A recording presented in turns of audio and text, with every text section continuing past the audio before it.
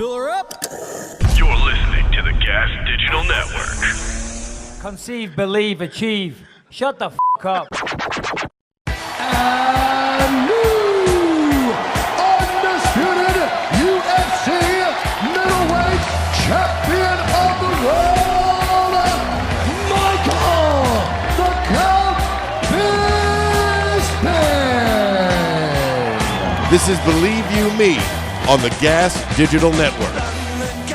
All right, guys, welcome to another episode of Believe You Me. It's been a little bit. It's been like a week and a half, something like that. But we are back. I was busy. Lewis was abandoning the show or being a good father, whichever way you want to look at it.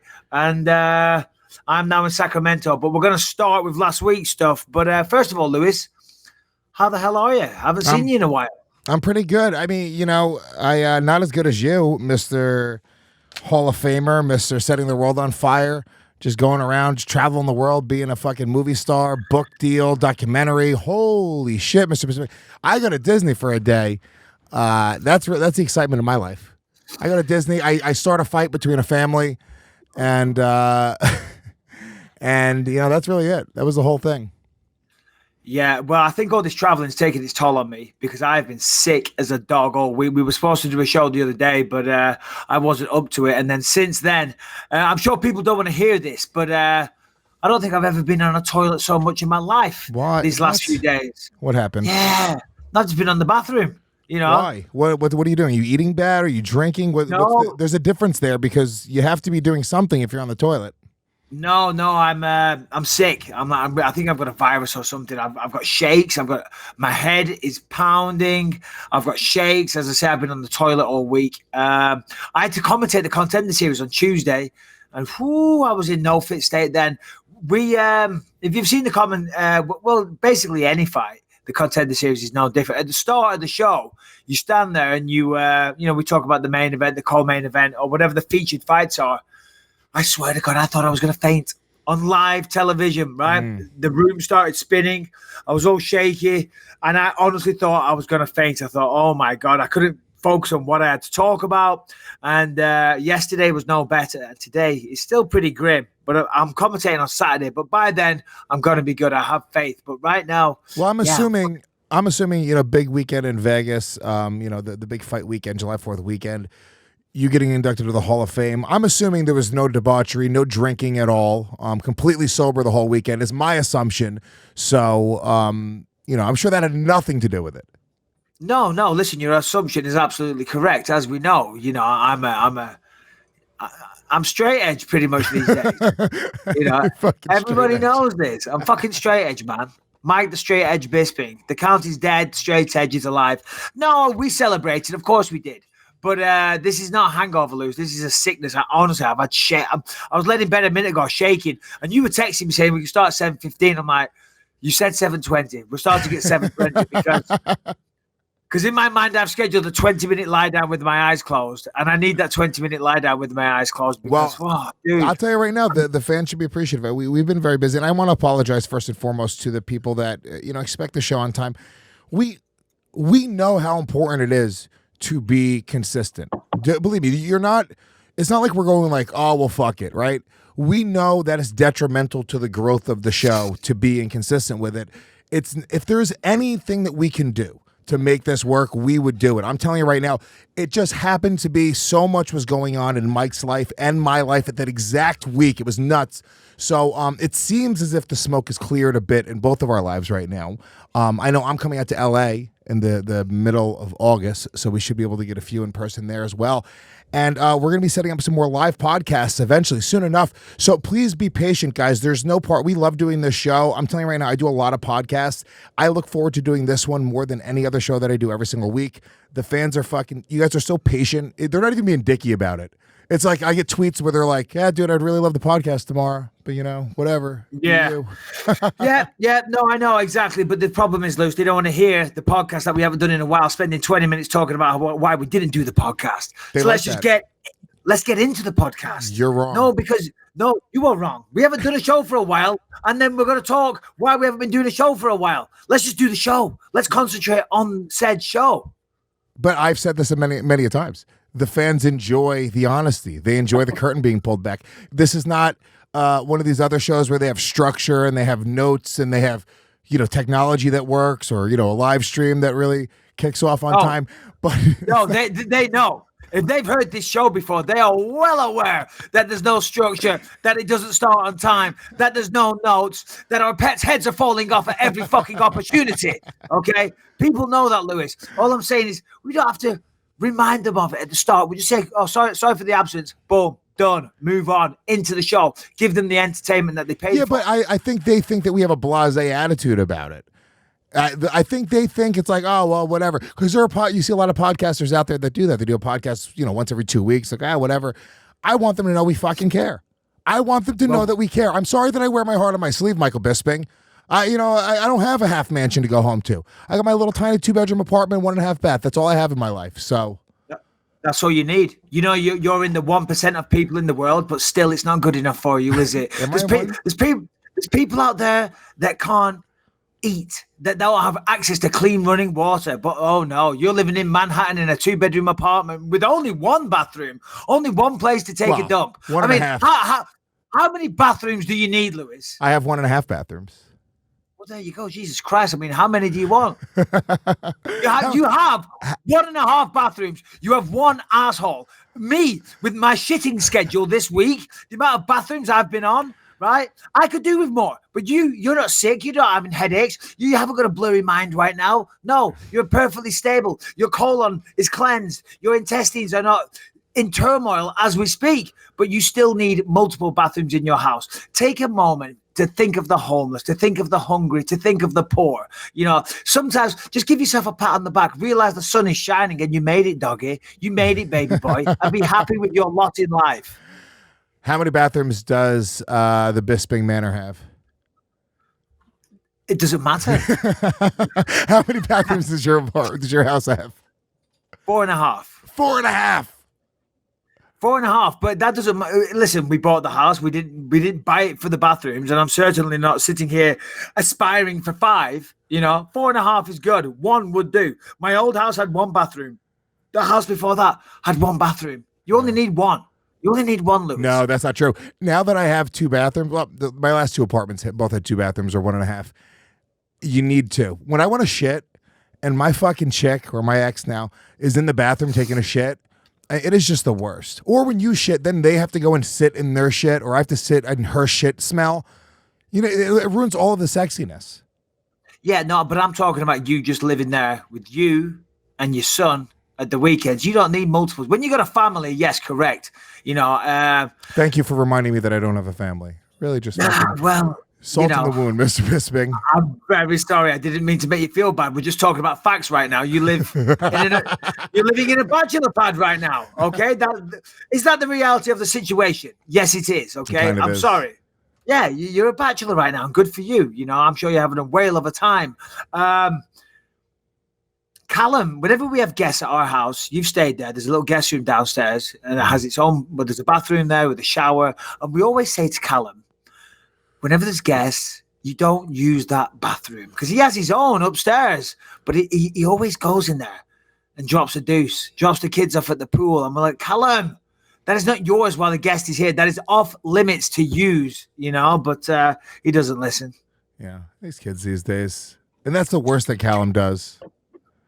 It probably is, actually. He's a very, very good kid. Meanwhile, but anyway, they don't want... Meanwhile, Lucas is like killing small pets in the woods. No. Lucas would never do that. He's an animal lover. Seriously, really? He's like obsessed with nature and bugs. He's got a bearded dragon. He's got goldfish. He's got plants. He's got dog. He's got, he watches David Attenborough every single night to go to sleep. He watches a different David Attenborough show. He's obsessed with nature. Wants to be a vet when he's older. I've told him vets don't earn very much money. Don't be a vet. But he's obsessed with being a vet. Because he loves nature, so he's not killing animals in the woods. What's wrong with you? Why would you tell him someone wants to be a fucking pizza man right now? I'm not telling him that, that's a shit job. I'm letting him live out there. He'll figure it out eventually. I'm telling you right now, anybody listening to the show, do not aspire to be a fucking pizza boy when you're older. Or a vet. That's the difference between you and me. Listen, Vet's different. Vet's definitely a few steps up from a pizza boy. Fuck me. I just said, Lucas, you're 9 years old. Reach for the stars. You like David Attenborough. How about you go out there and you try and become a wildlife photographer or a vet out in the Serengeti? Not fucking sitting there down at the local, suburban corner village pet store, fucking treating somebody's cat because it's got diarrhea. You know what I mean? It's like, oh God, come on. Yeah, I'm sure it's a decent, honest living, but that's my son, baby boy. He can do better. According to the Bureau of Labor Statistics, veterinarians make a median salary of $101,000 per year, which is not bad. That's way more than I thought it was going to be, and that's a median. If he's a higher end vet to the stars, celebrity vet, I'm sure he can get a little bit higher, and he gets to help animals, which is what he wants to do. He's 9. He's not thinking about how much money he's going to make and how much and the type of car that he drives. He has an honest, pure view of life. His goal right now is to help animals, and you were like, "Yeah, fuck that. Not enough cash." Yeah, because he's 9 and lives in the fucking stars. I'm 40, and I know the cruel reality of this harsh world that we live in, okay? Listen, helping out Mabel with Jessie the cat who got stuck up a tree and is terrified last week, it's all well and good. But baby boy, you got bitches to impress, you got cars to buy, you got pads, you got bling to buy, okay? You can't do none of that shit on $100 grand a year. It's a joke, by the way. It's a joke. It's a very, very, very decent living. Yeah, you just always want your best for your kids. Anyway, didn't want to hear about that. What else is going on? I don't know. But my son also loves animals. When we were in Disney, my niece, who's just a monster, she's the cutest little girl in the world, but she's a monster. Like her parents just spoil her to death and whatever. So there's an ant, just a little tiny ant crawling by, and she goes over and she just stomps on it in front of my son, and it ruined my son's day. He started crying. Well, he was just like, your son needs to man up first and foremost. My son's gay. I'm sorry. Yeah, your son is. You thought it was going to be cute because you're talking about your kid loves animals and bugs. No, Lucas loves animals. He feeds live crickets to his bearded dragon. Okay, he's aware of the circle of life. The circle of life. He likes it. No, you feed them and bugs, whatever, kill it. Okay, but I don't step on bugs. If I see a spider in the house, I'd go out of my way to save that thing and release it. I would too. Other than cockroaches, the most disgusting thing walking this goddamn earth. Oh, I hate those things. But yeah, James, you need to toughen up. There you go. Does. He got his second stripe in jiu-jitsu today. 2 stripes. Does it make him tough? Tough as shit. I'll fuck your son up. You kidding me? Does not make him tough. Lucas will double leg James all day long. I'll watch him. I'm going to bring James, and I'm going to have him attack Lucas when he's not even looking. Look at that. It's a bearded dragon. He's going to look, and James is going to fucking drop the overhand right on his jaw. Bollocks to me and you training together and filming it for the podcast. Next time we're setting James and Lucas on each other, okay? It's definitely child abuse, okay? Definitely child abuse, and we might go to prison, but we're setting up a fight. Do you remember a few years ago, there was that daycare, and it was just like in the hood, like these like straight up ghetto fucking daycare employees. They were filming the kids and setting them up in little toddler fights. And I mean, it's horrible. It's child abuse. Those people should be put in jail. But objectively speaking, it's pretty fucking hilarious. Well, I used to do the same thing. What? Stop. I swear to God. We should call. No. We should call them up right now. My sister Shireen, who incidentally, according to the schedule, should be in labor, giving birth right now. So if you are Shireen, congratulations. If you're listening while you're giving birth, Shireen. Hey, listen, people listen to the show in a lot of places. But when I was younger, when I was a kid myself, Maxine and Shireen, right, I'd babysit. And my mates would come over and we'd get them to fight each other. And they would go at it like cats and dogs, but in a friendly, competitive, sisterly, brother and sister type way. But we were definitely the ringleaders. We'd set them on one another. We'd offer them incentives, prizes for the most damage, things like that. So, listen, I totally get where those abusive daycare carers were coming from.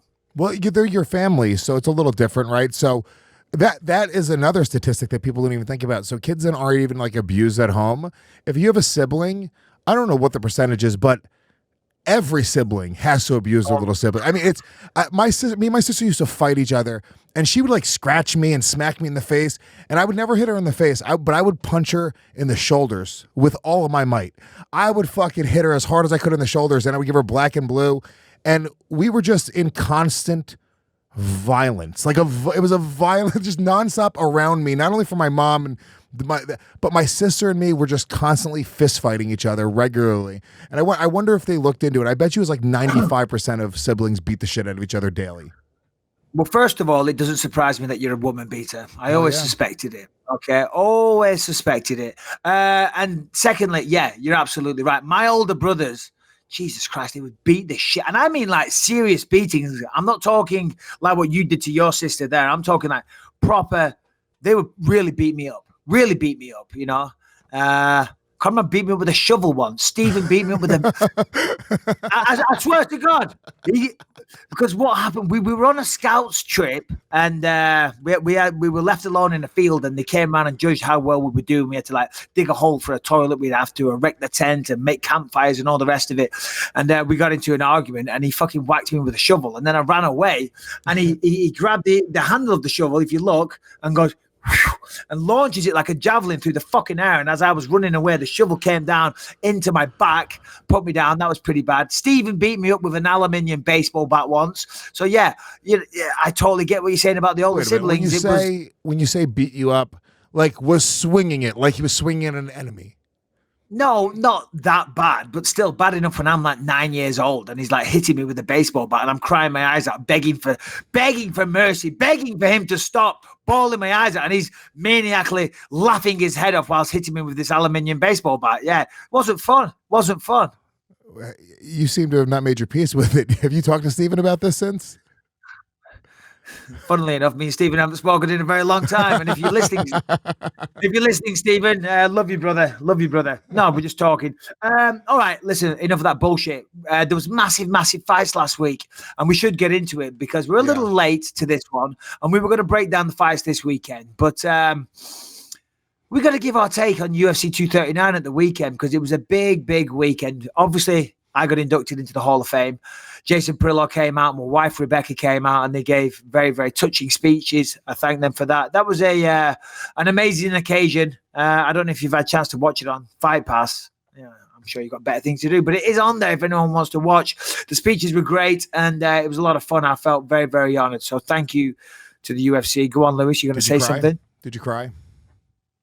I actually didn't. I almost cried when I was backstage and Rebecca was speaking. She was giving her speech and I was staring at a monitor and she said some great things.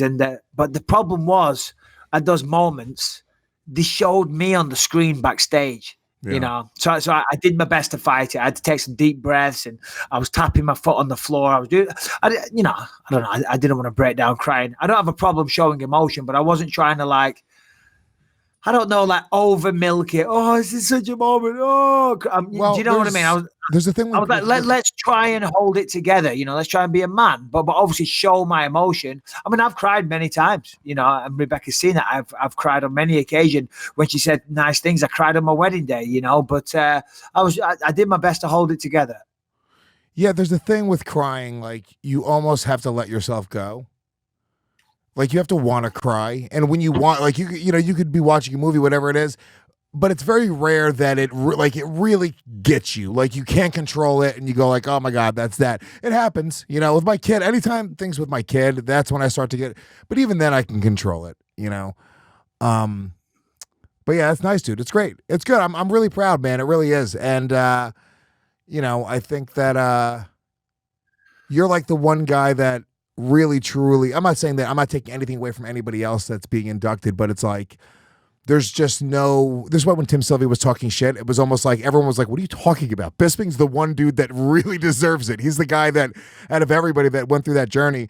So that's awesome, dude. And look, everything the weekend seemed to be great. You and your boy Masvidal, Rashad. No, Masvidal. I was gonna say, like, you and him are just fucking, you know, I don't. You might not even need me on the show anymore. You have another Latino that you guys seem to be smitten with each other. You guys, I feel a little uncomfortable watching how close you guys have gotten. So here's the thing, and great way to just abandon what I was talking about, my heartfelt touching moment about the Hall of Fame, my family giving speeches and me almost crying, and just completely throwing that to one side and getting into the Masvidal situation. All right, sidestep. I like it. Okay, good for you. All right, guys, let's just take a quick second to hear from Quip. Quip offer electric toothbrushes. Now, why do you need an electric toothbrush, you might ask? Well, they have a built-in 2-minute timer, which pulses every 30 seconds to remind you when you need to switch sides, so that helps you clean your whole mouth evenly. Up to 90% of people do not brush for the full 2 minutes or clean their mouth evenly. It also has a multi-use cover. It works as a stand. It mounts to mirrors. It slides over your bristles to pack and protect your Quip on the go. It declutters your sink and cabinet and makes traveling with an electric toothbrush way easier. Plus, there's no wires or a clunky charger, and it runs for 3 months on a single charge. The best part, Michael, the best part of all, the brush heads are delivered automatically. Dentists recommend that you change your brush head every 3 months, and for $5, they will just send you new brushes, so there's no more thinking about it. Once you sign up for Quip, once you get your Quip, you never have to worry about getting your toothbrush replacements again, because it comes right to your door. Absolutely. And this electric wireless toothbrush is lightweight and compact, so it packs easily away into your tote or your carry-on with your overstuff, your luggage, or whatever it is. Plus, oh my God, dude, my other toothbrush was so heavy and large. It was crazy. I know it's crazy. Like I couldn't carry the thing. It was just everywhere. I'm like, what is that sticking out of your suitcase? I'm sorry, it's my oversized toothbrush that I can't get in my mouth because it's so big. Is that a beach umbrella? No, that's my toothbrush, actually. Here, what did you kill him with? My toothbrush. I hit him over the head. It's so big and large and bulky. Plus, the sonic timed vibrations give you a meditative break from that jam-packed itinerary. Mm-hmm. Well, here's the other thing about it is they have these sonic vibrations. Look, I'm a fucking dolt, okay? When I'm brushing my teeth, who knows what's going on? I don't even know how long I brush my teeth. You're supposed to brush them for every 2 minutes. You're supposed to change sides every 30 seconds. The pulses let you know when to change sides. They let you know when you're done actually brushing. They take all of the guesswork out of having an amazing smile. And I'm telling you right now, you see the difference? Look at my teeth. Yeah, Lewis, your teeth are great, but I've got to be honest. I have never had any guesswork in brushing my teeth. It's the easiest thing in the world. But for some of us, like you and Harrington, yeah, you got to think about it. Yep. Now, let me tell you this. 75% of us are using old, worn-out bristles that are ineffective. Quip is one of the first electric toothbrushes accepted by the American Dental Association. They are backed by over 25,000 dental professionals, and they have thousands of verified 5-star reviews. Guess what? Got children? Don't worry about it. They got a kid's brush. The new brush is the same as your original version. And it's even lighter and more compact than the adult brush. They are out of their minds with the compactness. I mean, they are just taking the piss. It's so small, you can't even see it. I don't know how it cleans your teeth, but it's very, very fucking small. But the beauty that it gets in there, the tiny pieces, it's almost like flossing, but not flossing. Okay, so there you go. Kids are inspired to brush better and more often with oral care that looks and feels like the products that adults in their life use. Because every kid out there has looked and said, wow, I want to brush my tooth like my dad. My one tooth. I've only got one because I'm from a council estate in England. I have one tooth and I want to take care of that. And I want to brush my teeth like my dad. So that's why I love Quip. All right, well, listen. If you want to get involved and you want that toothbrush, you want that sexy, clean, stylish, robotic almost, futuristic toothbrush, you might say, they start at $25. And if you go to getquip.com/believe right now, you can get your first refill pack for free. That's your first refill pack for free at getquip.com. Getquip.com/believe. Boom. Teeth, clean, future, contemporary, light. On us, getquip.com/believe. All right, let's get back into it. We'll go into the show-stealing moment of the night, which was definitely the fastest KO in UFC history, which was Jorge Masvidal or George Masvidal. I'm never sure which one to say. Which is it, Jorge? It's Jorge and George. I mean, like I'm Luis technically. Like if you're saying it with a Hispanic accent, I'm Luis Gomez. So I say Jorge Masvidal, but if you say George, I don't know. It really is whatever he prefers, right? So basically, they're both correct. It's just which one he prefers. Yeah. All right. Anyway, so he runs out, and now, of course, that he knocked Askren out in 5 seconds. And by the way, commiserations to Ben Askren. I sent him a message on Instagram. By the way, Ben Askren, if you're listening, if somebody sends you a message on Instagram offering their condolences and kind words, it's normally polite to respond. But whatever, I get it. You're ignorant. But he also might not have feeling in his fingertips. Yeah, he might still be in intensive care. No, now that happened, it seems like the most obvious thing to do, because I even said to Ben himself, who's a great guy and very intelligent and very smart, but he looks for the takedown. He's truly a one-dimensional guy. You know, he's not interested in standing and trading shots, and he's always going to put the head down and go for the legs. And now that he did that, and now that Masvidal just ran forward and flying kneed him in the face, I mean, it seems obvious and straightforward, but it was genius to come up with that game plan, because that's what Ben does. And so jump up and meet him halfway with a knee to the face. And the reason that knee was so powerful is because a lot of the time, a fighter will be standing stationary. You know, they'll be trading blows in their, in their fighting stances, maybe just within striking distance. And then one will come in and he'll jump up in the air, or maybe they'll take one step and jump towards their opponent and throw the flying knee. So the majority of the force, it's a little bit of the body weight moving towards them, but most of it comes from the leg, the power of the leg hitting them in the face. Well, with Masvidal's knee, that was his entire body weight running at full sprint halfway across an octagon, then leaping into the air. So he's got his, I don't know what he would have weighed, 185 pounds or whatever it was, flying through the air, which is already a lot of force, then combining it with the power of the leg as well. So it was almost like a double whammy flying knee. And of course, we saw Askren go down and hit him with those punishing shots afterwards. But yeah, dude, what a knockout. Incredible knockout. When you look at the timer, it really was 3 seconds from when he actually knocked him out. It was 5 seconds from the ref stopped it, so that's the official time. But it was really impressive. There seems to be something about Masvidal right now. He's hit his stride. Maybe it's the kids. Maybe it's just realizing like this is his opportunity. I see shades of Michael Bisping in Jorge Masvidal. This is the run right now. This seems to be like he's ready to go for that title shot. And there's something in the air. I have a feeling that Jorge Masvidal will have a UFC belt around his waist by the end of the year. I have a feeling something's going to happen there, and I know you talked to him specifically about fighting Colby Covington if Covington gets through Robbie Lawler, and he's definitely down to do that.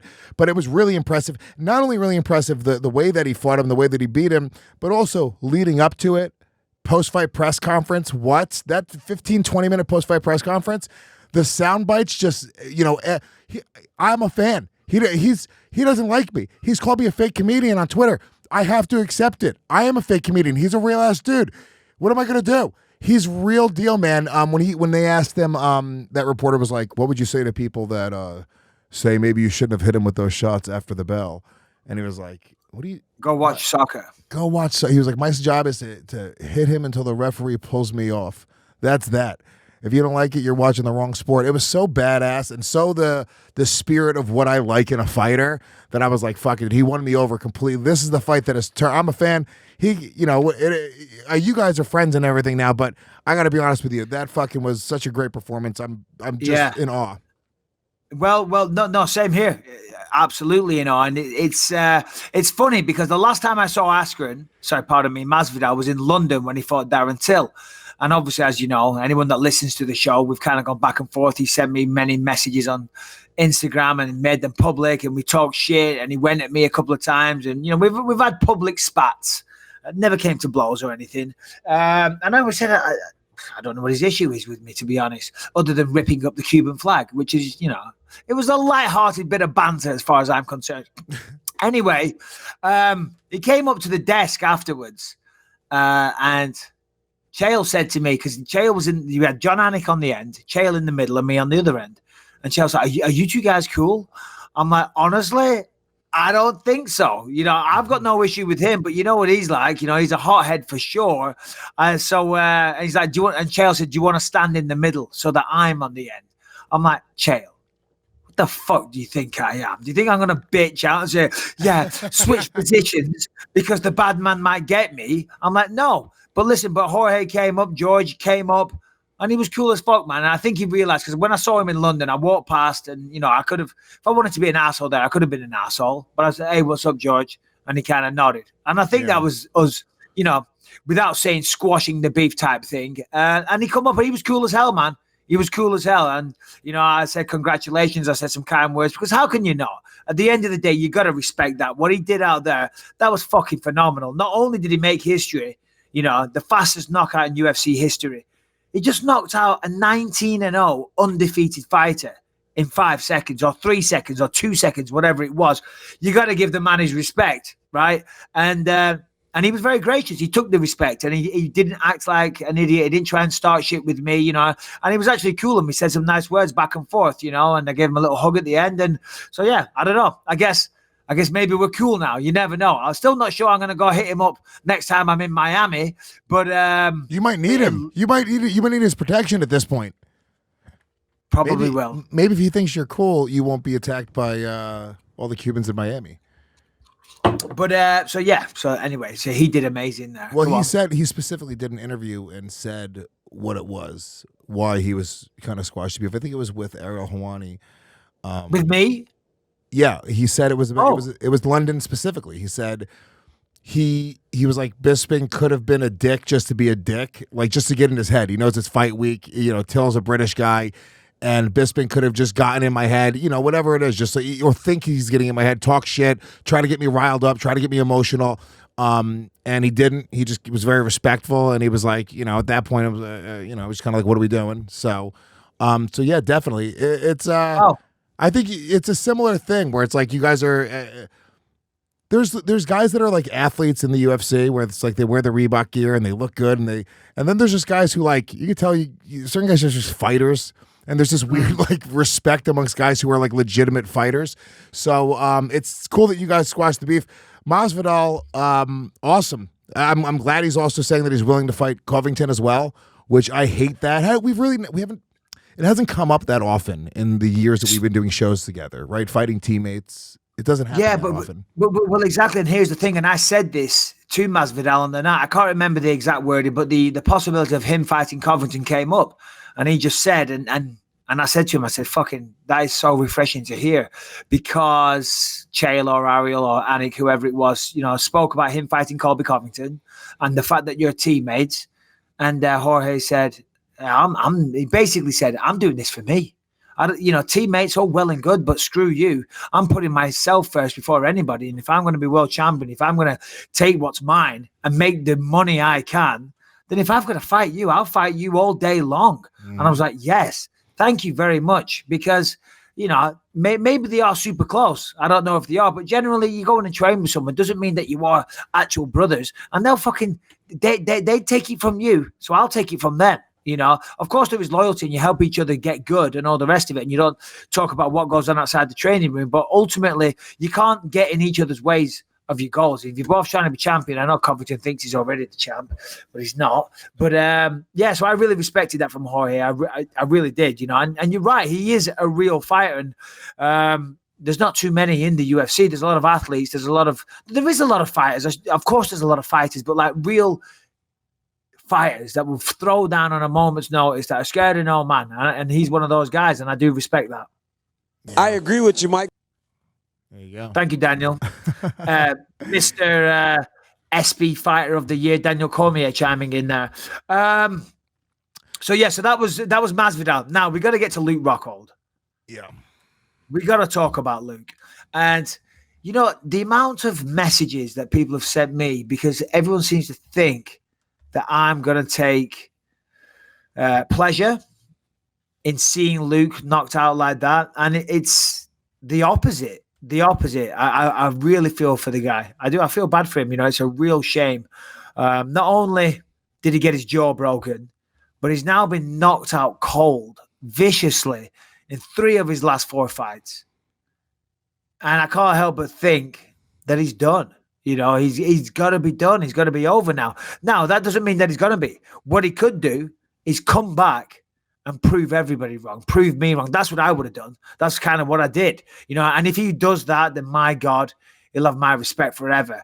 But I got to say, the writing on the wall looks like his career is over. If I were you, I would be anytime before I got in a car, I would be checking for bombs underneath it.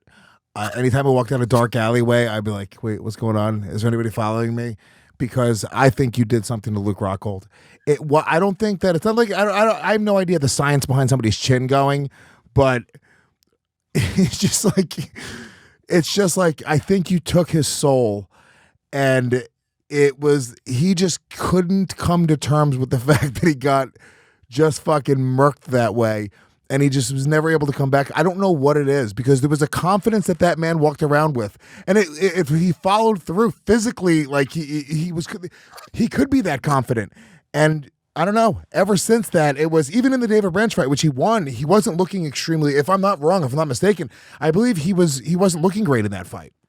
In the David Branch fight, he definitely got tagged with like a 4-piece combo up against the fence, and nearly got wobbled, but he got the guy down and won.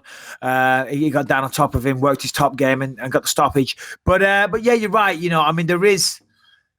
I don't know if there's science that backs this up, but traditionally in combat sports, you tend to see it more so in boxing. Once somebody gets a bad, vicious knockout, they're never the same. That's why when I got finished really badly by Dan Henderson, a lot of people at UFC 100, a lot of people were like, Bisping's done. He will never, ever return from that. So that was one of the things that fueled me more than ever. And that's why when I walked into my next fight, I had a real chip on my shoulder, because I knew a lot of people were saying that. What was the next fight? Dennis Kang, UFC 105 in Manchester. Yeah. No, I heard people saying that, and I heard reporters saying it, so that fueled me. But you do see that generally, and I understand why the journalist said that, because a lot of the times when somebody gets knocked out, that does happen. Now, I'm not saying it was me that did it to him, because then he fought Yoel Romero as well, and he got knocked out really badly in that one. And then, of course, now of Jan Blachowicz. Now, Jan Blachowicz, or Blachowicz, as people say, but I'm just going to say Blachowicz. I think it is Blachowicz. He's a great fighter. He's a big guy, and he's got some very, very good wins. And I think Rockholds' his biggest win so far. But it was a bad knockout. And at the end of the first round, Luke was saved by the bell. I think he got dropped and kicked or something like that, and he looked out of it. And if it wasn't the end of the round, if Blachowicz had another 30 seconds, that fight would have been over there. But he went out in the second, and he didn't look that good. He threw a few high kicks. That was it. He pushed him up against the fence. I mean, as you said, the confidence was there. The confidence was there in fight week. The confidence was there leading up to the fight.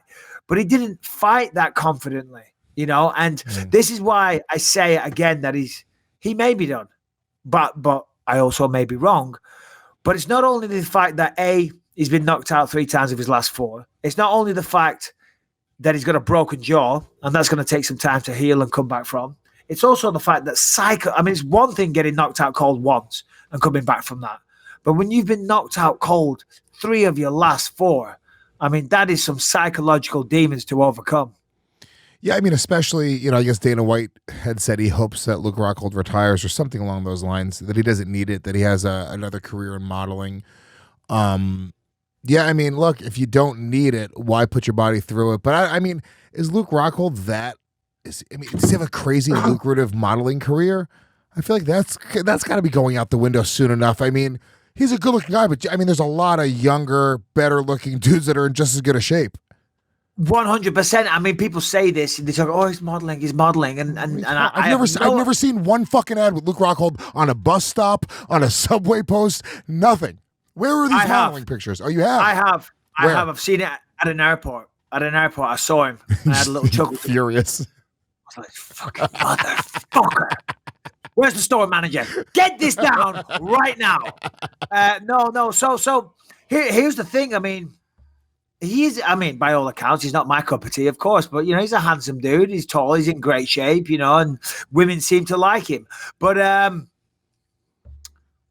can't help that getting knocked out 3 times in your last 4. You're gonna take a dip in the rankings in fighting and in the modeling world and as well, in modeling, right? That's objectively speaking. If you're into Rockhold, you're a chick into fucking Luke Rockhold, right? Obviously, he's good looking, has abs, great chest, jawline that won't quit, right? No questions, okay? But nice ass, unbelievable ass. I wasn't even gonna say it, but let's get real. That doesn't need to be said. Thighs, Mr. Thick thighs. Look at that. Right there. But if you're into that, look at he's in the fight stance. right? You're like, you like him because he's also a badass. He's a good-looking man who's a badass. Once you take away the badassery, and I'm a fat comedian, so yes, I know. Don't tweet at me saying, what the fuck is yes, Luke Rockholds would fucking kill me and my 5 best friends. Sure, okay? I'm just saying. Whoa. You're right. No, I'm out in the top 5. Jesus Christ, Lewis. I thought we were buddies, man. I thought we were friends. All of a sudden, not only that, you say Luke Rockholds can destroy me and I'm not in the top 5. Anyway, I see the point you're making, and you're absolutely right. Also, same in acting. If you're trying to get into acting, which I was, and unfortunately, I lost my last 2. I feel that had a slight detrimental effect on my career. I had an acting role lined up, right? And the producers and the director and stuff were messaging me when I was in Shanghai for the Gastelum fight, right? Prepared to get very cold and very bloody, right? Because they told me the filming location and everything. We start in March, Michael. It's all finalized. You're the main bad guy for a season. No. You're playing the bounty hunter. Prepare to be very cold and very bloody. Oh, we're so excited to have you on board. I go and get knocked out, right? I swear to God, radio silence. Nothing. I'm so fucked up. But it was good. It was season 3 of this show on Netflix. Show? Fuck them. Say it. It doesn't matter. You didn't get it. I won't say it. I'll let people use their powers of deduction. Jason Momoa is the lead of the show. Okay. Now, so I was going to be like the bad guy chasing down Jason Momoa. And I was, obviously excited for it. Right, but this was prior to the fight. It was a couple of days before the fight. They're all like, good luck, Mike, kick ass. Listen, be ready to be very cold, very bloody, blah, blah, blah, blah, blah. Here's the shooting location. Here's the dates that we start. We're going to send contracts out next week, all the rest of it. I get knocked out, and I swear to God, never heard another thing. They ghosted you. Never. Oh, my God. So I sent one text, no response, right? No, you didn't send another. Tell me you just left it alone. I'm a fighter. I do not give up on things that easy. So I give it a couple of weeks. And then I sent one more text. I said, hey, yo, what's up? I'm just back. So you know, I'm still here. Where's the fucking contract? And nothing. So then I got my agent. Because I thought, right, I've got my pride. I'm not fucking texting again like Mr. Stalker Pants. So I get my agent to reach out, and they didn't even respond to my agent. Oh, fucking spineless cowards. Just to be a man and say, listen, how are you going to go tracking down Jason fucking Momoa when you just got spanked off a little welterweight last week? It ain't going to happen. Anyway, point of the story, so it happens across the board because people look at you in that certain light, certain way as like being a badass or a world-class fighter. But if you're getting knocked out like that, but modeling's different. Modeling is different. Anyway, that's listen, so if you fight fucking funny, dude. Why did you never tell me you got ghosted by a Netflix show after you got knocked out? Oh, talk about kick a man while he's down as well. You're like, you really could. That's the time where you really needed the job. You're like, you know what? Yeah. At least I have my acting career. That's the one thing you said to your wife afterwards. You're like, you know what? I got some acting gigs lined up. I'm good, babe. Don't worry about it. Listen, I'm about to start on a big time show in a couple of weeks. We're good. We're good. And it's going to be a lucrative one. They've told me. Have you seen Aquaman? It's huge.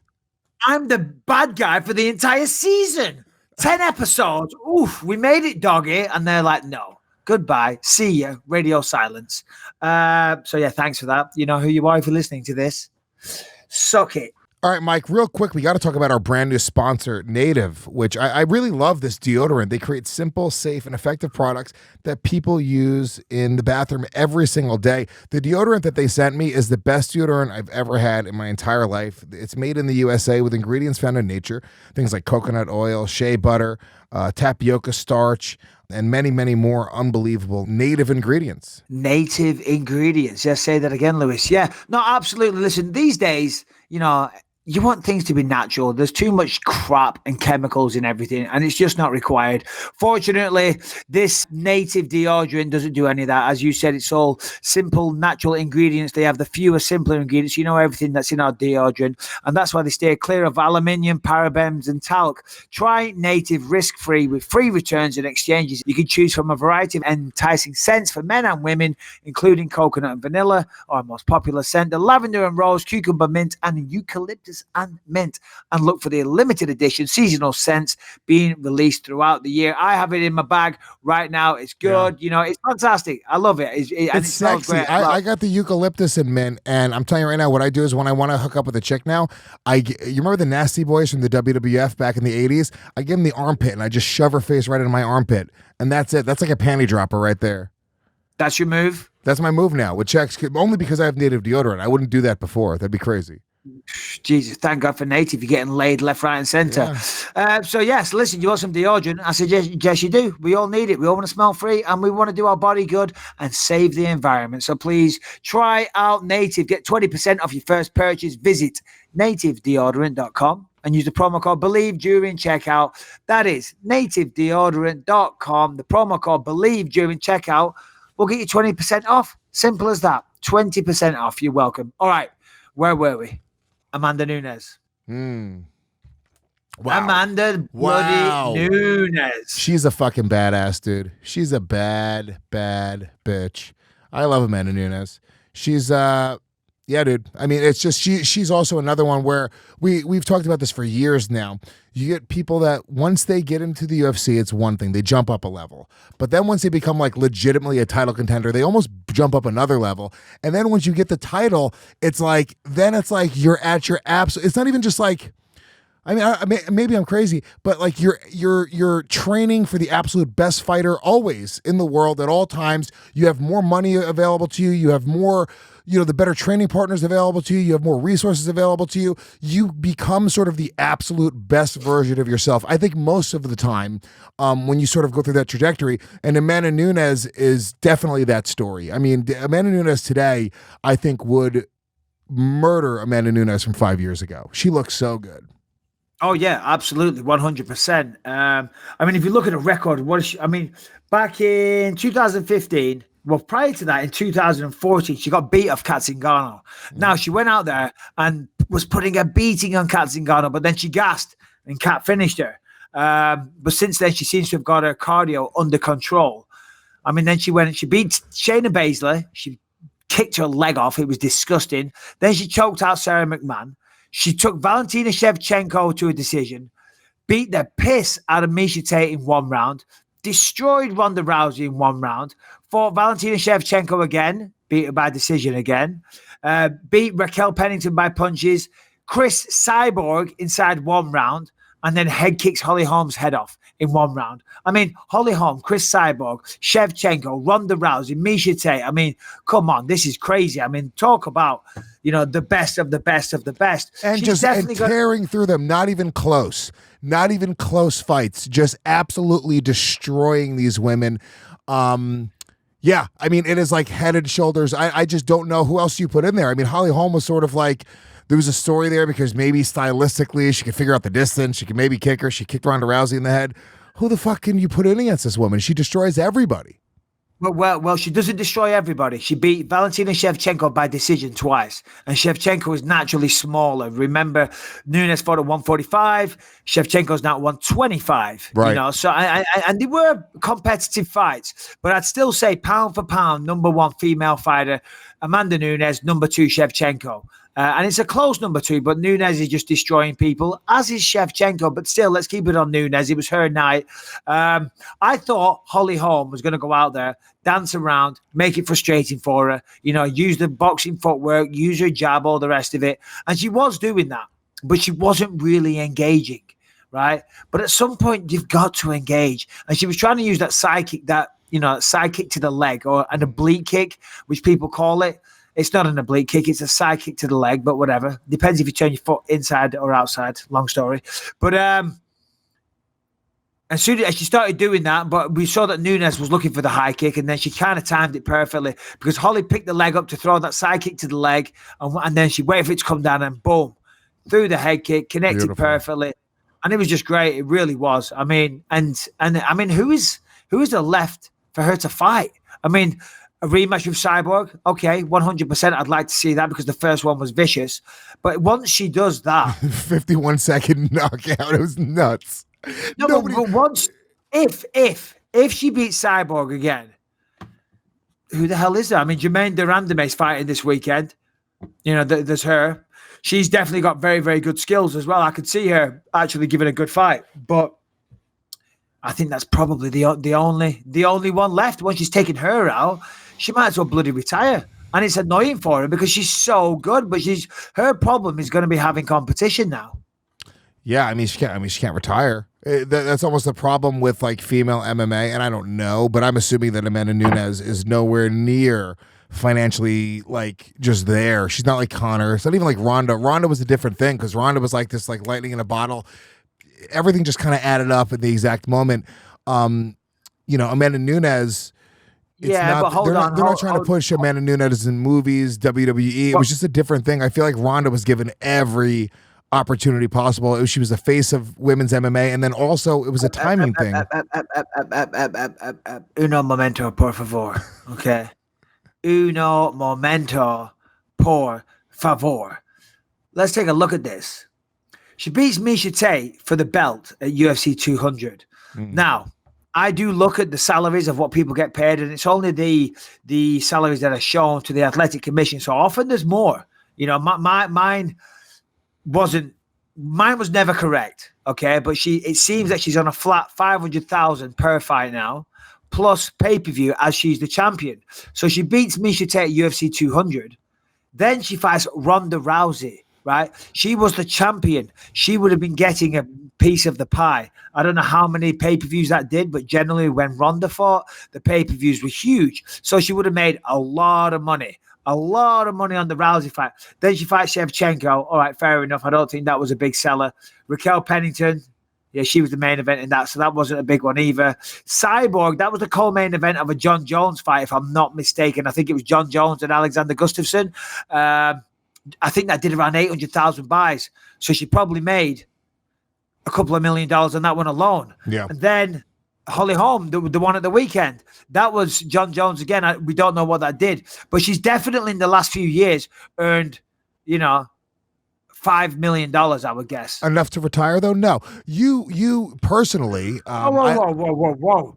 The guy needs multiple bathrooms, right? $5 million is not enough to retire. I remember you, Lewis, back in the early days. You were a humble guy, okay? But now, millions and millions of dollars is not enough. 1.5 bathrooms is not enough. I don't know much about anything, to be honest with you, but I'm pretty good at sort of... I could deduce a couple things here. Now, I know my very good friend, my number one best friend, who, if I got into a fight with Luke Rockholds, he'd be the guy that I would call specifically. Michael Bisping, retired, did very well. You were top of the food chain for a long time. I don't remember a time where you weren't headlining or co-headlining pay-per-views. This is just, as long as I could remember Michael Bisping fighting in the UFC, he has been at the top of the game, right? I would just assume that Michael Bisping throughout his career has made more money than Amanda Nunez throughout her career. I'm just assuming this. It's just, you've been doing it longer. You've been in the game a long time. You got a good contract. I know some things. Circle of trust. Listen. I'll tell you right now. If I haven't made more money than Amanda Nunez, I'm on the next flight to Vegas and I'm kicking Dana's door in. But you retired and you're not just riding off into the sunset. You're working, you're hustling, you're doing podcasts and movies and TV shows, and you're doing desk work, not only because you like to work and you like to, challenge yourself creatively, but because you have family to support and kids to feed. It's not, do 5 million is great. 5 million is awesome, but I think 5 million is enough to take off for a few years. And that's it. Not to retire forever. And that's a weird part about, this is what sucks about female MMA, and it sort of relates because the soccer team, the U.S. soccer team just won the World Cup, right? And people are complaining about them not making as much money. And it's there's that's almost like the negatives where they don't really even talk about it. It's what is she going to do? If she clears out the division, she doesn't have the same type of flexibility to retire that most of her male counterparts do. Well, first of all, let's just quickly, I'm just going to touch on the American women's soccer team thing there because it's been driving me nuts. I want to tell you something, and I'm very sorry, America. I'm very, very sorry, America. And I said on my Hall of Fame speech, I said, and it was the 4th of July yesterday, and I'm probably going to get disowned from England, but happy fucking birthday, America, right? And I said some nice things about America, and I said I love living here. It's a land of opportunity and all the rest of it. So I'm not talking shit, but let me tell you this. Hardly anybody outside of America gives a fuck about the Women's World Cup. They don't. Only because America keep winning it, all of a sudden it's a big fucking deal. Nobody's talking about that anywhere else unless you're a female soccer player, football player, pardon me. And for them to be saying that they want paid the same as men, listen, I get it, and I'm all about equality. And if you're doing the same job, it makes sense. But that is not how sports work. It's a supply and demand. Not a lot of people watch women's soccer. They don't. Women's soccer is not one of the highest paid sport because TV networks aren't paying billions or hundreds of millions of dollars for the rights. They're not selling out 60,000 seat stadiums at hundreds of locations across the world every single weekend for women. It's just, I'm sorry, the two sports are not equal, so they will never get paid the same money. And that's not because one has a penis and one has a vagina. That's simply because the demand for women's football or soccer isn't there. It just isn't. And they're going to have to deal with that. The numbers are out there, and I don't have them offhand. I wish maybe Brian can try to look them up. But men's World Cup makes like whatever.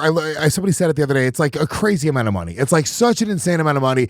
And then the Women's World Cup makes like 1/100th of that. It's such a fraction of what it is that it's simple business. Let me explain to you something about business. Anybody, okay? Michael Bisping, you run a couple businesses. You've invested in businesses. You're yourself as a fighter. You're a business. We have Gas Digital here in the merchandising business and all this other stuff.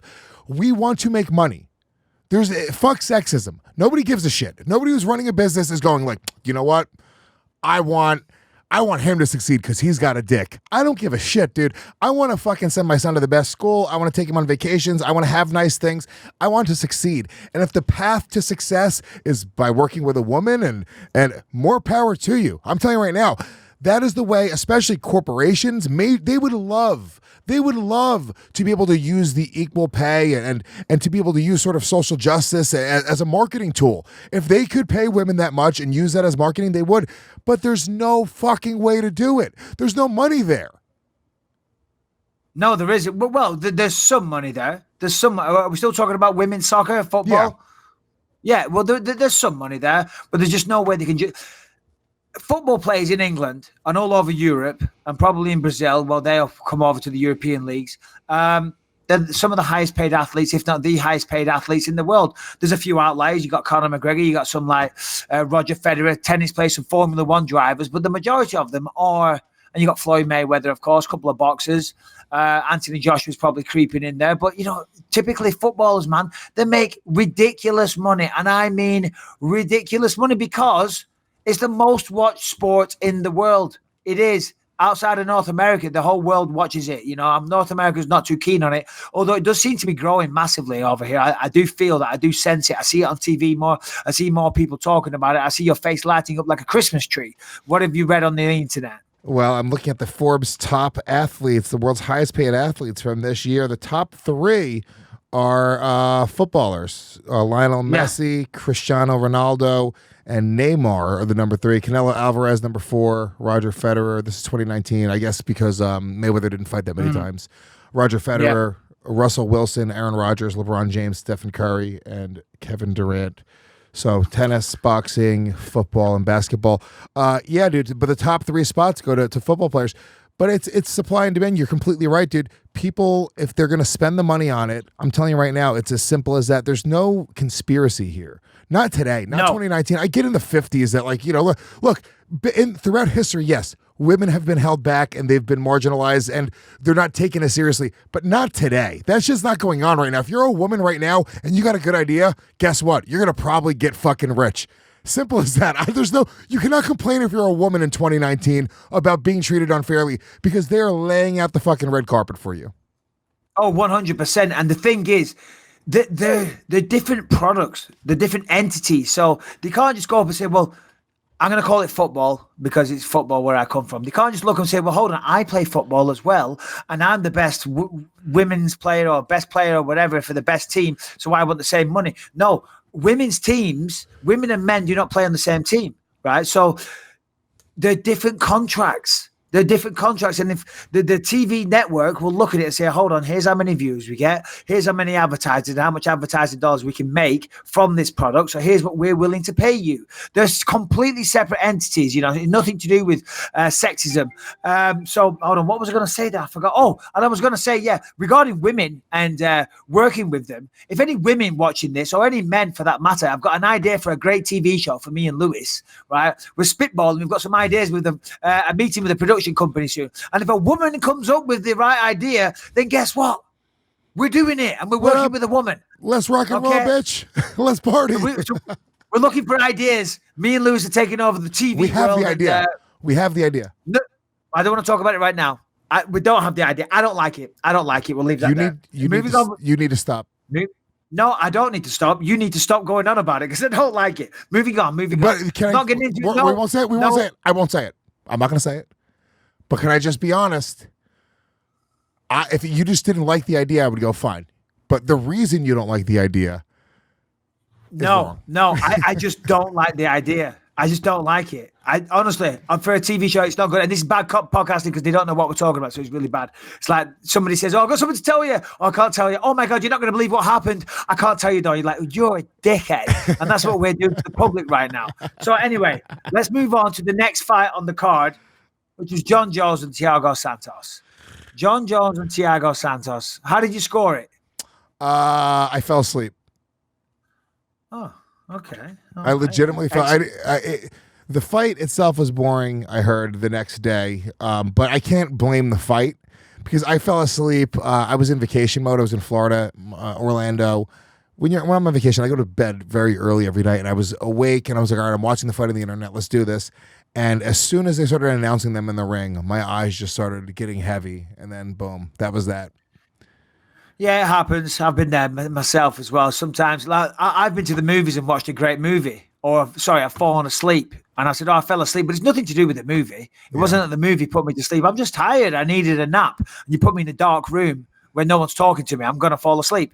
Yeah. All right. So I shouldn't say you didn't miss much, right? But it was interesting because Santos gave him a really good fight, which I didn't expect. I thought Jones was going to take him down and manhandle him and maul him and finish him with elbows. It went 5 rounds. The crowd were getting restless at times. Not deservingly so. I felt there was decent action. The most excitement came from Santos when he exploded forward. He would run forward, letting his hands go. He'd fire 4 or 5 punch combinations, and he'd look really, really dangerous. And he connected with Jon a few times. But Jon's chin stood up. Jon never looked wobbled once. But it was a close fight. And a lot of Chael Sonnen, who I was working with, he scored it 3 rounds to 2 for Santos. Dana came out afterwards and said, because it was a split decision, Dana said the judge that scored it for Santos is out of his mind. To be honest, Jones won the fight. He controlled the fight. He was never panicked. He might have got hit a few times, but he did the most damage. He was in control of the fight. He was backing the guy up. He was just controlling the action. He was fighting his fight and picking him apart. It wasn't the most exciting fight. It really wasn't. And I think Jon, everybody talks about the greatest of all time. And when he burst onto the scene, he was impressive, man. It's so impressive. Nobody could hang with him. But now increasingly people are hanging with him time and time again. And I'll say it, and no disrespect to the guy. I'm not trying to be a hater. DC would have beaten Jon Jones on Saturday night. The Jon Jones that showed up there to fight Thiago Santos, he would have beat him. Also, wouldn't have Jones have? It would have maybe have been a different Jones though, because it's a different task. You know what I'm saying? The stakes are higher. Jones, yes. If that Jones showed up and then DC walked out instead of Thiago Santos, maybe. But if Jones had been booked to fight Daniel Cormier, I don't know if it's a foregone conclusion at this point that Jones is slipping and Cormier could has his number. I think that. Yeah, I think that Jones he might live in the head of Daniel Cormier. I mean, when you lose twice like that, I'm not saying that Jones is slipping. I'm not saying that. I'm saying that. No, you said Jones ain't shit. I heard you. Yeah. I'm just saying that everybody else is catching him up. Not that he's getting worse. They're catching him up, and also as you you progress in your career. And I felt this myself. Even my old friends, Blanky and all those guys that I used to hang around with when I was younger. When I first used to fight, I'd go out there and I'd smoke everybody. And I'd knock them out first round and this and that. Now, that was because obviously the competition was a lot easier. And then also, you're younger and you're more reckless, and you don't realize the significance and the risks involved. But as you get older and more experienced, you start thinking about things a little more. And they used to say to me, Mick, can you go back to that savage? Can you go back to that guy that used to just go out and fucking destroy everybody? I'm like, hey, I'm trying, bud. I'm trying my best. You know what I mean? What? You think I don't want to do that? You think I don't want to go out and wipe them out with great ease? Let me say this. The only comparison that I can give is I remember this happened a couple times where I'd be fucking just some fucking crazy whore. Right, just some chick who's she's just had a lot of dick in her life. I remember 2 different times it happened, and those be like, fuck me harder. And I'm like, all right, I'm fucking her harder. Like, no, give me more. And I'm like, bitch, if I had more, I would give it to you. I got nothing left in me. I'm giving you everything I got. You don't think I want to give you some more? It's kind of a strange comparison to make, but okay, all right. Yeah. I guess. I'm trying to knock him out in the first round. You're comparing it to banging a chick harder. Yeah, all right. Fair enough. Solid comparison. Yeah. So anyway, so I'm not saying Jones is getting worse. I'm just saying, well, it's clearly evident. I mean, all right, his fight against Gustafsson at the end of last year, that was great because Gustafsson took him to a very close decision, and he went out there and he beat him. And I thought, wow, look at that, so impressive of Jones. He never let somebody have a good fight with him twice, because the first fight with DC was pretty close. The second one, he finishes him with a head kick, picograms or not. First fight with Gustafsson was very close. Second fight, he finishes him. I'm like, wow, man, he learns a lot. Then he fights Anthony Smith. And, listen, Anthony was very defensive, but he went to a decision. And then he fights Thiago Santos. These are 2 guys that we both used to fight at middleweight, by the way. And Santos did good. Now, Jones was saying afterwards he wanted to prove a point and stand with a Muay Thai black belt. He said he mentioned the term, the expression. He's a Muay Thai black belt several times. I'm just going to tell you this. There is no such thing as a Muay Thai black belt. It doesn't exist. It does not exist. And if anybody out there that is selling black belts in Muay Thai, great, good for them. It's a grading system that they've invented to make money. Right, to do gradings and sell and give the kids or the people training progression, and that's good for them. But in traditional Muay Thai, there's no fucking belt system. Yeah, Jones, there isn't. I thought you were going to argue with me there. No, I didn't even look it up. You were so passionate about it. Usually, what I would do is when you get very passionate about a point, I fact check it because I really love to smash you down once in a while. I like when you fact check it right now. Because I've been to Thailand for months at a time, and I've trained in many gyms or dojos, and there ain't no Thais walking around with black belts on. All right, let's say the truth is Muay Thai is one of the most popular martial arts in Thailand, and it is important to note that there are no black belts or levels like in several other martial arts. If there are no belts, how do students train and move up? Blah, blah, blah, blah, blah. They go on to say, but you're right. There we go. Mr. Bisping. I hate to say I told you so. Yeah. But I told you so. Anyway, a lot of the Brazilian take on Muay Thai, they do. But again, it's all to make money. Traditional martial arts, they like to do gradings. Because gradings are good because you can see the development of the student. It gives them something to aim for, something to train for, but it's also a great way for dojos to make money. That's why you see all these young kids running around with black belts on and things like that, because mum and dad basically paid for them. Anyway, moving on. So listen, Santos, he tore his ACL as well. We forgot about that. If you didn't see the fight, Lewis, but he had real instability in his leg and he was wobbling everywhere. And a lot of the time his leg just gave way. And Joe Rogan and the commentators were talking about how his ACL was torn. And we were like, well, how can they possibly know that? It can't be torn. But turns out they were right because he's having surgery and he's going to be out for 10 to 12 months. So that sucks for Santos. But it makes what he did and how close the fight was even more impressive. Right. But listen, I'm saying all these things and it sounds like I'm being negative towards Jon. At the end of the day, what you're going to realize is this: a win is still a win. And it was still an impressive win, actually. And the fact that he's still continuing to win after all these years and fight at the highest level and continually beat opponent after opponent. Yeah, it's very, very impressive. Yeah, Jones is a monster. Big asterisk right next to his name in the history books, in my opinion, when you get caught using steroids. That's just the case. But look, the sport we live in today, it's sort of a foregone conclusion that a lot of athletes are on the juice, and until they figure it out, I almost I have to sort of abide by the laws of the land. If Jones is allowed to fight, then he's just the best pound for pound fighter out there. It is what it is. I can have my own thoughts about him being caught in the past for steroids, but you have to give people the benefit of the doubt. I have to be consistent with this kind of just the way that I look at life. A man is innocent until proven guilty. So I don't believe that Jon Jones is clean. I don't believe that he's innocent. But at the same time, he's not, was there anything with picograms this time? Nothing, right? Well, no, there wasn't. Not to my knowledge. But no, we'll just say no because I'm sure we would have heard about it. But it seems... let's talk about Sean O'Malley real quick. It's kind of a similar thing. Sean O'Malley, he's on Team Sanibel. He tested positive for Osterine last year. And remember, he won a fight on the Dana White Contender Series. Then he had a couple of big fights, and he was getting a lot of hype, a lot of momentum, a big marketing push behind him. And then he tests positive for Osterine.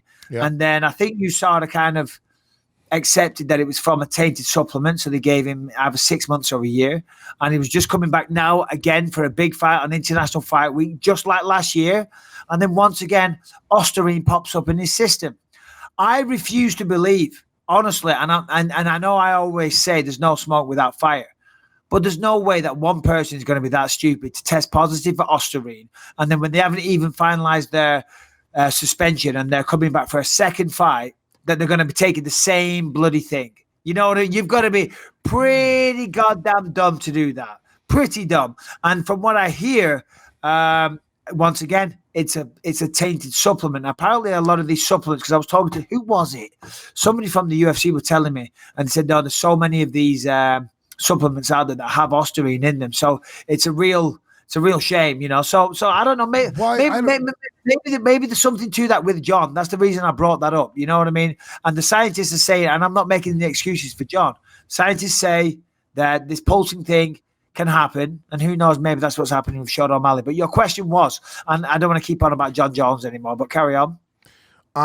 Well, yeah. I'm sorry. I lost it. Fuck. God damn it. It's okay. I lost it. No. I do that. I wanted to ask this question. Oh, it was going to be good.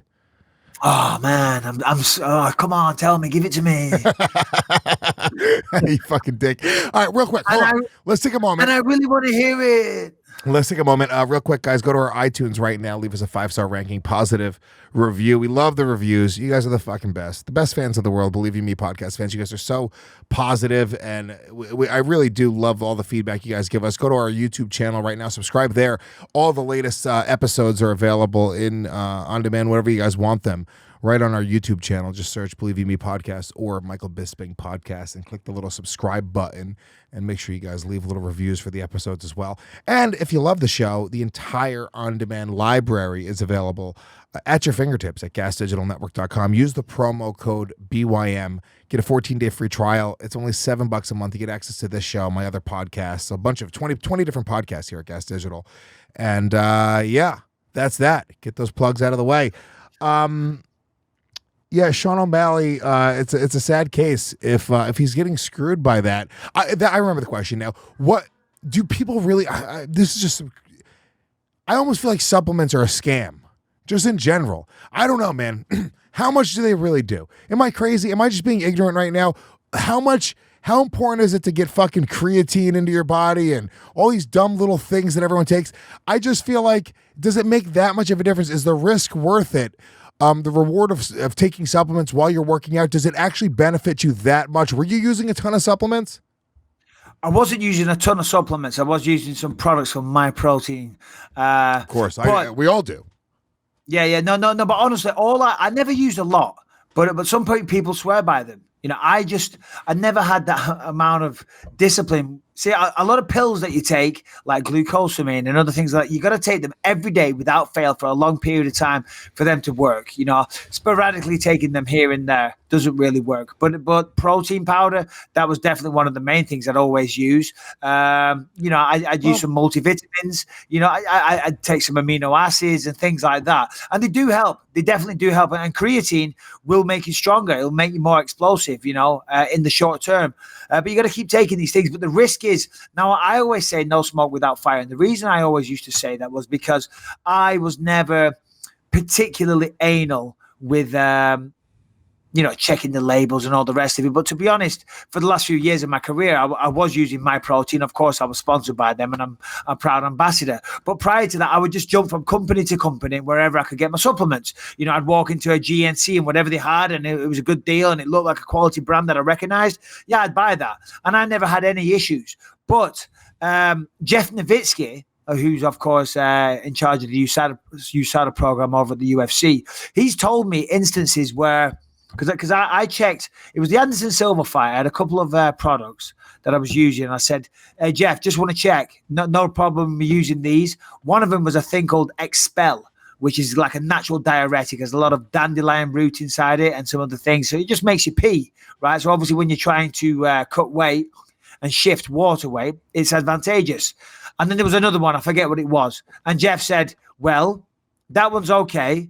That one there, I would say, that it's risky. I said, why would you say that? He said, well, because the plant where that gets made, you have to understand what happens is that there has been instances in the past where a certain supplement has been made, but these factories, these plants that make the supplements, they aren't just for one company. Do you know what I mean? They'll manufacture many different brands of supplements. So essentially, there's one company that makes the supplements, and then let's say you and I started fucking Believe You Me podcast protein. We'd buy the actual quote unquote supplements and package it ourselves and market it and sell it ourselves. Yeah, just like years ago. I used to work at a, what do you call it? A dispensable barbecue. What does a little tiny throwaway? Yeah, okay. I'd throw away these throwaway barbecues that you could take camping with you, a bit of charcoal inside a tinfoil thing, right? Yeah. And it was a fucking terrible job. It was shitty there, let me tell you. Rectella in Clitheroe. Anyway, but we just changed the packaging and we'd send them to Germany. They were called Engansgrill, right? And you'd send some to Finland, they'd have a different name. It was all the same shit, but they looked like a different manufacturer, a different producer. These supplement factories or manufacturing plants, they'll say, okay, we're going to bring this batch in. They might bring in all the ingredients of the supplement, put it in their vats or whatever, their hoppers, and fill up all the tubs and all the rest of it, seal it and send them off. But Jeff said sometimes they don't clean the equipment properly. So little trace elements of other supplements might get in there. And he said, and he's actually personally been involved in investigations where they found that to be the case, where some trace elements where the equipment in the manufacturing plant wasn't cleaned off properly, so there were still elements from the other supplement that was being manufactured a few hours before. Do you follow what I'm saying? Yeah, I do. Yeah, of course. Yeah. So he it happens if you ever buy like, go on. If you buy like those little bags of like nuts. Like it'll always say like these nuts were packaged with tree nuts and peanuts and other things if you have allergies, because in those plants they don't change every machine when they're putting one nut through another thing. So yeah, I understand what you're saying.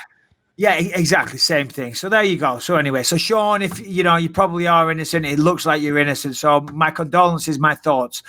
We haven't done questions in a long time, and I'm assuming we have a whole plethora of questions ready to go, and I see by the remiss look on your face that there's an issue. Is there, Brian, do you have access to that email? Maybe he's checking right now. Harrington usually gets those. I don't know where Harrington's at right now. He's where is Harrington? Who knows what the fuck what Harrington's doing. What is he doing? I don't know, man. Hopefully finding another job. What does he do back there? He does nothing. Harrington, I'm trying to make his life. Meatloaf. It's fucking the Wedding Crashers reference. All right, so what do we do then? What do we talk about? I'll tell you what, we'll talk about this real quick. We're going to get a second show in. We'll focus on the fights this Saturday. But yeah, for sure. Uriah Faber's back. Uriah Faber is back. He retired for a little bit, and he comes back Saturday taking on a young killer called Ricky Simone. And I am in Sacramento right now, Uriah's hometown. He's like a hero around these parts, and it's going to be fun to see that. But as I say, we'll talk about that on the next one. But what do you want to do, Lewis? What do you want to talk about? Well, I mean, I know you don't love bare knuckle boxing, but our boy Anthony Johnson looks like he's coming back and is going to fight Alexander Emelianenko in a bare knuckle boxing match. Wow. That's a great reaction. No, I'm wowing Anthony Johnson. That's crazy. They must be throwing some fucking money around because they're getting some pretty big names. I mean, look, I'm not saying like it's not like household names are getting, but the fact that they're getting UFC guys, real boxers, former champions, and they have to be throwing them some attractive things because Anthony Johnson could go to Bellator, could go to ONE FC. He would be a star and a major draw and probably a champion in any of those organizations if he wanted to get back in MMA. But he's going to go jump into bare knuckle boxing. There's something there, man. The more and more guys that jump over to that, the more you have to kind of what? You got to remember, first of all, Anthony Johnson could go back to the UFC on a moment's notice. He retired. Yeah. He wasn't cut, so he could go back there on a moment's notice. But I'm looking at the notes that Harrington sent a few days ago. BKFC, Burger King Fried Chicken, 6 did 18,000 buys in television pay-per-view buys, well short of the 200,000 that they claimed they were trending towards on Fight Night. For major fights, it's apparently rare to eclipse the 25,000 pay-per-view buy mark on digital. So it's fair to say that in total, the show did less than 25,000 buys. Can this company survive at rates like that? That's what Harrington sent through. You're right, though. To have Anthony Johnson on there, they must have, or to at least for him to be interested, he's got to be tempted by the money. Okay, there's got to be a monetary temptation. For Paulie Malignaggi to be on there, I don't know what he got paid in his last fight, but it would have been a very healthy purse, one would assume. And it's got to be, I don't know. I mean, I would have to guess at least 200,000 for Malignaggi to go in there and do that. So they got to have some money. So they got to have some financial backing. That's an interesting fight for anybody that doesn't know Alexander Emelianenko. That's Fedor Emelianenko's brother. He had a few fights in Pride, had a stint in prison for murder. He looks like a murderer. Got Hep C.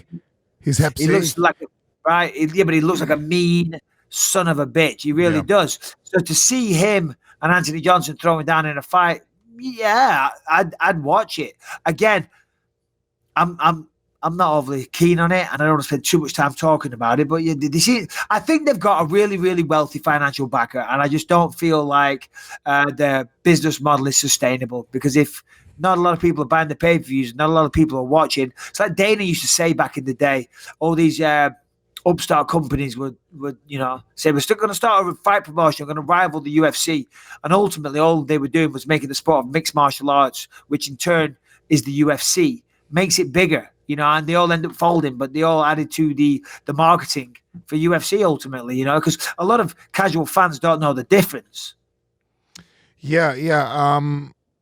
I agree. Rumble Johnson, it's very strange. But if he came back to the UFC as well, he'd be met with some pretty crazy competition. And I don't know how long it's been. It's been at least a couple of years since he's fought. If I was Anthony Johnson, I would probably just go the Bellator route or the ONE FC route. I feel like that's probably a better path to making a lot of money, getting a bunch of wins. But yeah, bare knuckle. It seems there's something there right now. There's something, people like it. Ken Shamrock also just started his own bare knuckle boxing promotion. Well, we'll start one as well then, shall we? Why not? Let's do it. Yeah, that's the show. That's the TV show. Michael Bisping, Louis J. Gomez start a bare knuckle boxing organization, and then we audition them like America's Got Talent, and we just make them fight in a parking lot somewhere, and we just fucking Stand there. My idea for the show is that we have a camera crew follow us, reality TV style. We go to a fucking airport. We see whatever flight's available, right? Totally off the cuff. No planning goes into it whatsoever. And we pick the fucking weirdest location, the stupidest wild place, and we just go there. The camera crew follows us and see what happens. I guarantee that would be fucking hilarious. It would be. Can I tell you what they're going to tell you? They're going to say no. Can I tell you? Yeah, but they're going to, because you need to have a concept of episode to episode to episode. They want it. I know exactly. They have no faith in talent. But you can do that though. You can, you just hash that out and you bring it on a little bit. You give it some game planning, some thought. It's like a travel / comedy show. You go to new places. Idea? Yeah, and it sucks. Tell everybody. It's good for you. You're listen. It's not good for me. It's terrible for me. Yeah, it is. Right. Lewis's idea, everybody, is okay. Hold on, no. Stop. Don't shit. No, you can't present the idea that way. If you're gonna present the idea, present it the right fucking way. Pitch it like it's gonna be pitched. Well, go ahead. It's your idea. Pitch it, doggy. So here's the idea. Okay, 6 episode to 8 episode comedy docu-series, specifically that we sell to UFC Fight Pass. I'm telling you right now, this is very much work. Called Fighting Funny. Me and Michael Bisping, we both try to understand each other's worlds a little bit more.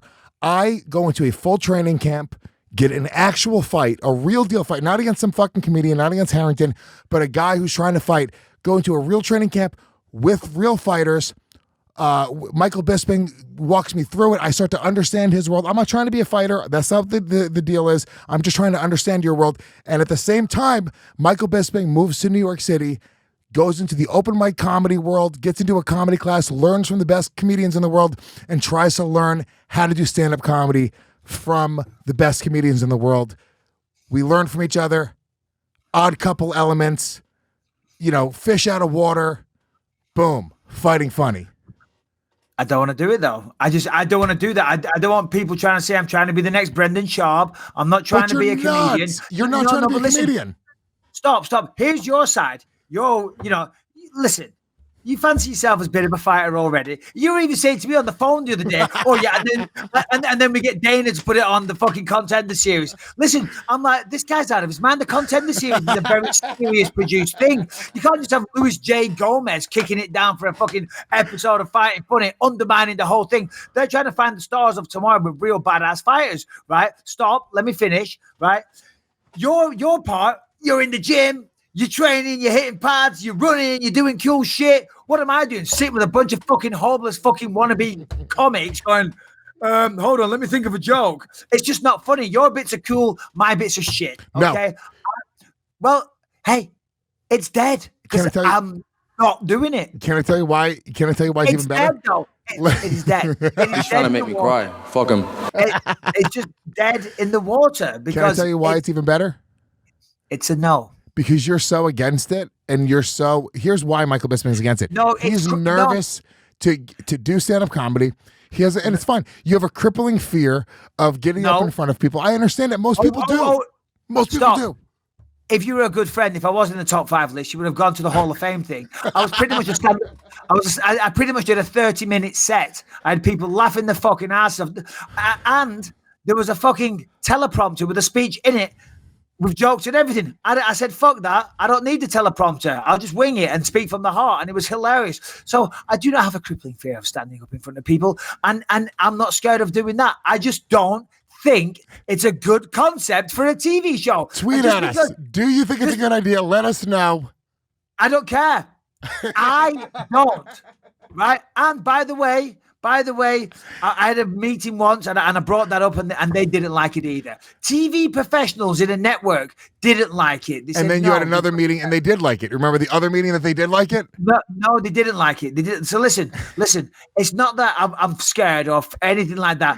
It's just not a good idea for a show, Lewis. And, if Fight Pass want to show someone training for a fight and all the rest of it, they want to show someone on the UFC roster.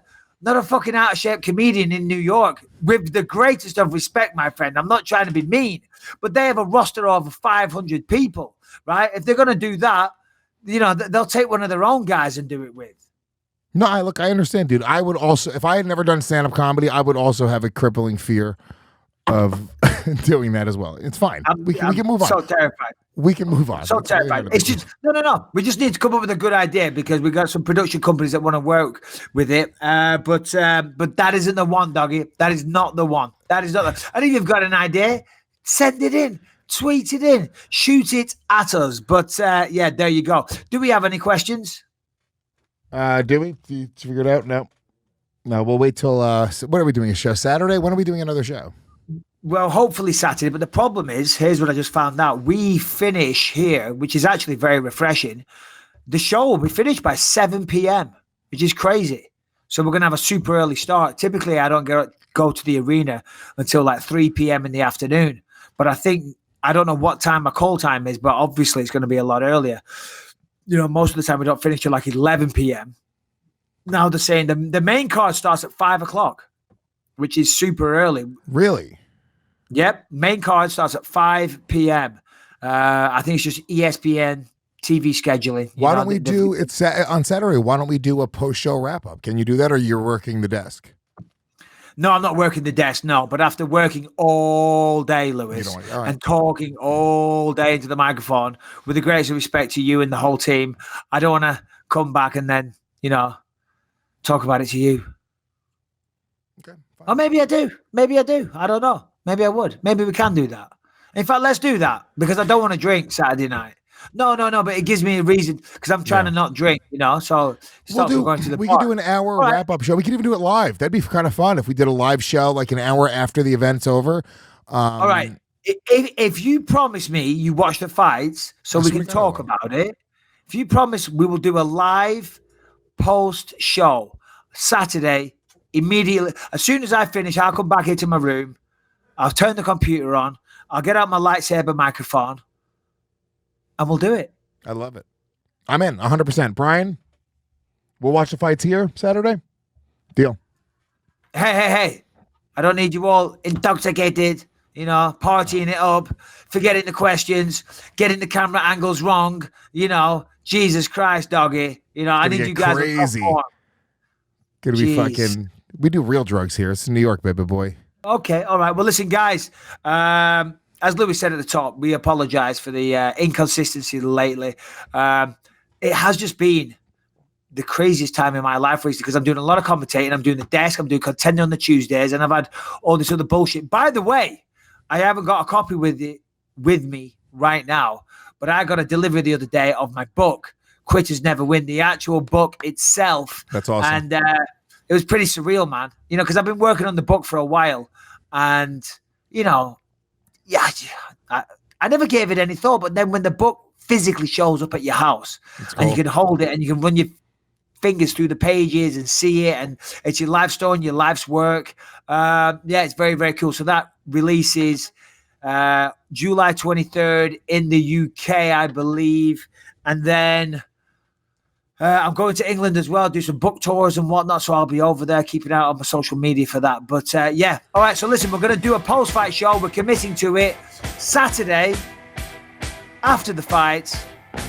Luis J. Gomez, DJ Mikey B, Believe You Me post-fight show coming to Gas Digital live. See you then.